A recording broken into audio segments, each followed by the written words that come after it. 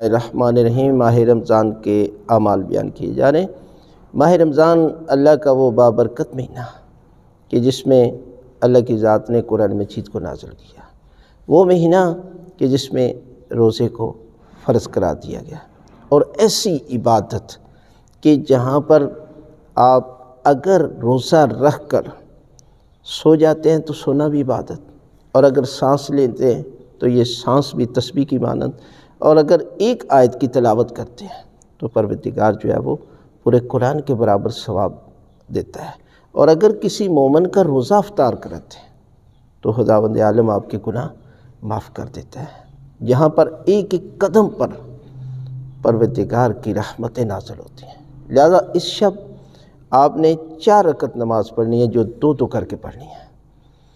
2 رکعت نماز پڑھتا ہوں یا پڑھتی ہوں قربتاً اللہ، سورہ الحمد کے بعد 20 مرتبہ سورہ قدر انا انزلناہ فی لیلۃ القدر کی تلاوت کرنی ہے۔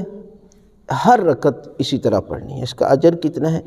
تو اس کا اجر یہ ہے کہ پروردگار آپ کے سارے گناہ معاف کر دیتا ہے، رزق میں برکت ہوتی ہے، پروردگار کی طرف سے رزق کے سارے دروازے کھول دیے جاتے ہیں، اور ایک ایک قدم پر پروردگار آپ کے نامہ اعمال میں روزے کا ثواب لکھتا ہے، اور 1 سال کی عبادت کا ثواب اور 1 سال روزے رکھنے کا اجر و ثواب لکھ دیتا ہے۔ لہذا اس شب ان اعمال کو ضرور انجام دیں۔